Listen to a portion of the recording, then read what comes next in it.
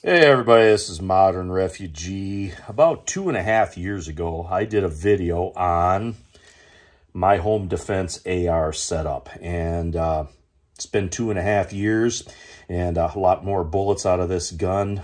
But I really haven't changed anything on this rifle. This rifle is exactly the way it was 2.5 years ago when I originally did that video. But there's a lot of new people that are getting into ARs now, and there's a lot of people that I know personally that are starting to get into ARs. So I wanted to re-release this video to pretty much let everybody know exactly how I got my AR set up and why I chose the things that I have on this rifle. So that's coming up next, and you guys take care. Hey everybody, this is Modern Refugee. I did a little shooting this week and I'm out here cleaning my stuff up, and I thought I'd take the opportunity today to go over my AR with you guys. Now, I'm a shotgun guy. I've always been a shotgun guy. I think for most things that a preparedness-minded individual would need a firearm for, a good 12-gauge shotgun covers most of those bases quite nicely and quite economically.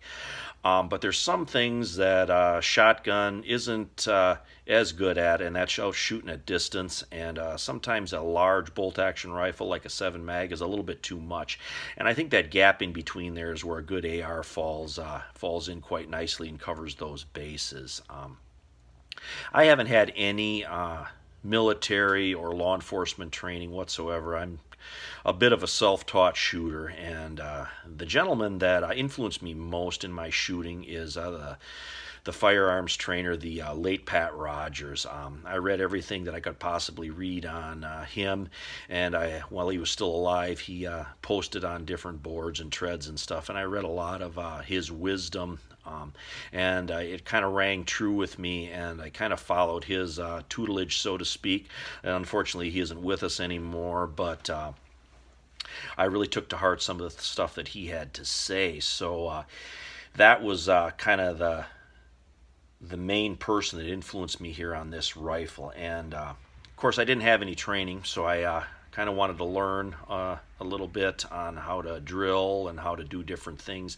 And the thing that helped me with that was this particular DVD set right here from Magpul, The Art of the Tactical Carbine. Chris Costa and Travis Haley are the two gentlemen that are on this DVD set, and I actually learned quite a bit from this DVD set, but it's not something that you're going to sit down and watch in an hour or so. There's multiple DVDs there. It takes several days of a little bit here, a little bit there, of watching that to absorb all those information. I've actually watched this several times just to keep refreshing myself, and then I go out and I shoot and try to put that information into practical applications. Now, my rifle that I have here is about 7 years old. I've had a little bit of time to find out what works and what doesn't work. I have had some stuff that worked really well on this rifle, and I've had some stuff that failed miserably, and I'm going to go over those things with you guys.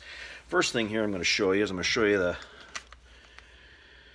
got a chamber flag in there. This firearm is unloaded, and it is a Colt M4 marked rifle. This is a civilian model with a 16-inch barrel on it. Now, I prefer Magpul furniture, and that's what I have on this particular rifle. I have a Magpul MOE stock. I have a Magpul grip on this, and I also have an enhanced trigger guard on here. This is a larger trigger guard if you'd want to shoot with gloves on. And I live in Michigan. It's very cold up here for a good majority of the year, so it's nice to have that if I want to shoot this firearm with gloves on. When I first started shooting ARs, I was with someone who was shooting, and they had their charging handle malfunction. So I decided right from the get-go I was going to put a little bit more of a robust charging handle in this gun, and that's what I did. And what I did was I added a BCM. See if I can open this up here and show you. I added a BCM enhanced charging handle on this, and I haven't had any problems with this whatsoever. The latch is actually what broke on that other firearm I was telling you about. I haven't had any issues with this. It's a very robust system. And I got a backup iron sight on here. I think backup iron sights are important when you're running some type of optic, and this is actually a Pro Mag. It's a flip up, just like so. It lays really flat, and it's got a dual aperture system in it. It's got a large and a small aperture, and it's got a little push button here where this lays flat. I haven't had any issue with this whatsoever. This has been very solid. I've had this on this rifle since day one. The next thing I have on here is an Aimpoint PRO optic, and this optic actually replaced one of the items that actually failed on this gun back several years ago, and I had an EOTech 516 on here, and I had problems with that particular optic, and it wouldn't hold zero when you'd go to shoot it in cold weather. And then later I found out there was actually a recall on them, but I actually sent that back, and I used that money that I got from that recall to buy this PRO Aimpoint on here. I've had zero issues with this Aimpoint. This has been actually a really good optic for me. It's just a red dot. There's nothing fancy about it. But there is one thing that I did with this. I added some see-through scope caps on this.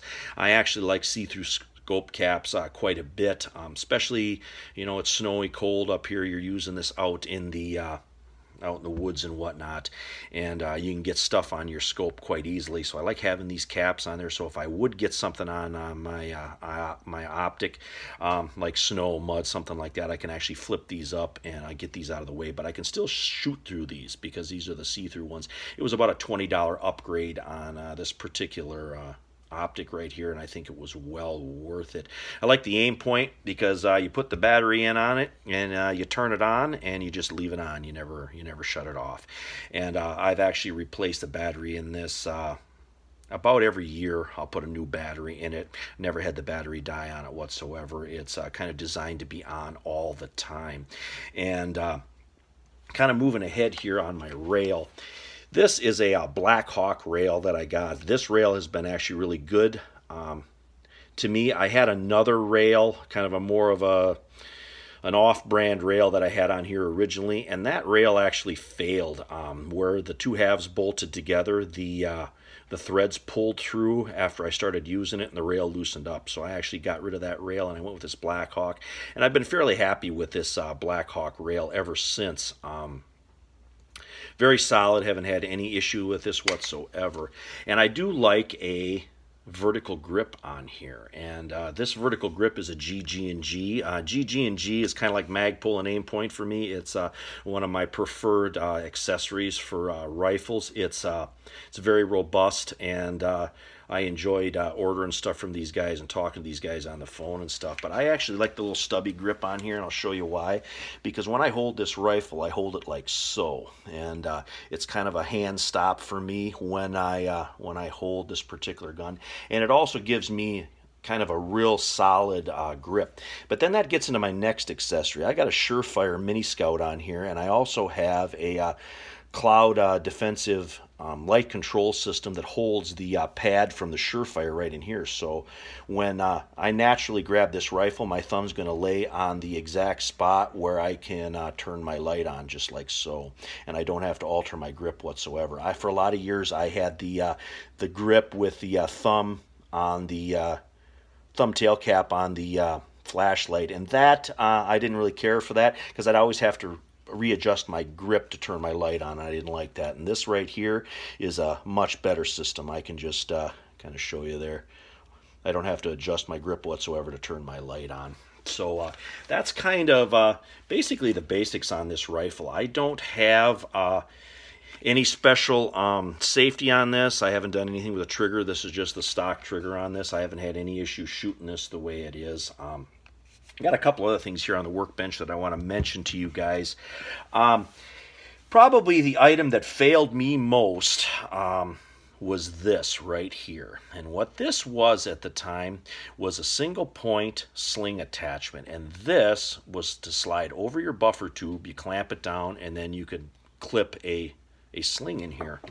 And where that went was that went on the back of this buffer tube right here. It slid over it, it clamped down, and then you would attach your sling right here. Well, I was out shooting this. For whatever reason, even though that was Loctited in place, this, while I was shooting and using it, decided to rotate. And it actually rotated on the buffer tube, and it rotated just up enough where I could not manipulate my charging handle. And at that point, my gun was done. I couldn't shoot it, couldn't load it, couldn't do nothing. It was SOL right there. So I ended up getting rid of this, never to be put on a firearm ever again. And that's gets to my point, I guess. You got to shoot your stuff and you got to use your stuff to see if it even works. Sometimes the marketing people market stuff that doesn't work real well, and that was one of those things.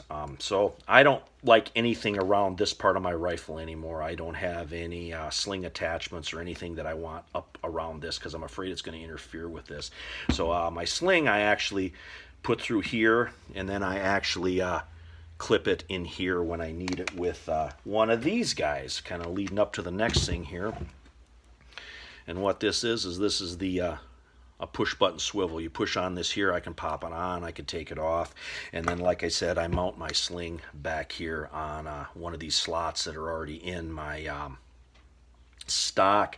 And my preferred sling is a Vickers Combat Application sling from Blue Force Gear. This is a 2-point sling. It's got a tab on it so you can put the rifle over your chest. You can grab the tab and you can pull it tight, or you can loosen it up depending on how much slack you need in it.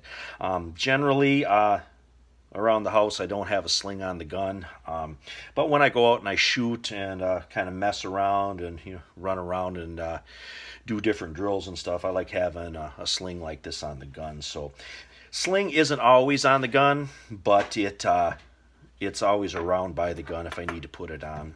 As far as lubrication on this particular firearm, I use M7 Pro. This is kind of my favorite gun oil, so to speak. I use it on everything. The bolt carrier group on an AR, I'm sure everybody already knows this that shoots an AR, but you need to have that quite lubricated so it runs well. And I think, in my personal opinion, an AR is an extremely reliable firearm. The ARs that I've shot have not malfunctioned much whatsoever, and if there was malfunctions, it usually had to do with the magazine or something that somebody was doing wrong, didn't have the magazine seated, those kinds of things. The next thing, getting into magazines here, are magazines. I've got two main brands of magazines that I like. Of course, the Magpul P-Mags, they're kind of the standard anymore. There's Gen 2, I've got Gen 2s and Gen 3s. They both run really, really well for me, but sometimes I want a more traditional GI style magazine like this right here, and these are Brownells. I like these Brownell magazines. I've also have shot some other brands, DH and stuff, but I've always liked these Brownell ones. I think that they're quite robust, and they get the job done nicely. They all have the Magpul enhanced followers in them, which makes them much more reliable. Like I said, I just thought I'd do a quick video for you guys today going over my AR here, some of the things that worked for me, some of the things that didn't work for me, like that sling attachment and that 516 EO-Tech and that kind of off-brand rail were the things that failed on me with these accessories and stuff that I had on this gun. But the aim point has been solid for me. The GG&G products, the vertical foregrip's been good. The Surefire light's been excellent. I have several Surefire lights, handheld ones. This is the only weapons light that I have, but I've had really good luck with Surefire products. I have yet to break one, and that says a lot because I break things quite efficiently when I'm out using them. The Cloud Defensive light switch control on there is my latest accessory on this particular rifle that's been working really well for me. I don't know why I didn't get one sooner. It just really complements the grip.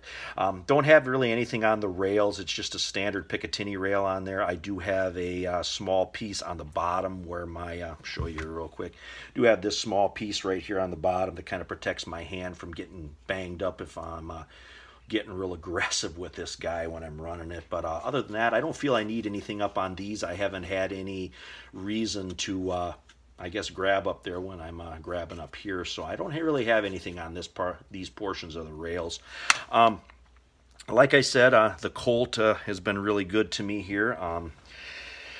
I know there's better firearms brands out there and stuff, the BCMs and some of the more higher end rifles, but my Colt has always treated me really well. It's always been stone cold reliable, actually. So like I said, I just wanted to take the time today to go over this stuff with you guys, some of the things that worked and some of the things that didn't work in my rifle setup. But anyway, I appreciate all my subscribers out there. I hope you guys have got a little information and a little entertainment out of this video here. Like I said, I just kind of thought I'd share some of the experiences that I had over the last few years running this gun, what works and what doesn't work. I really think if somebody's trying to set a rifle up, some of my experiences could help you guys out. But anyway, I want you guys to have a good day, and you take care. This is Modern Refugee.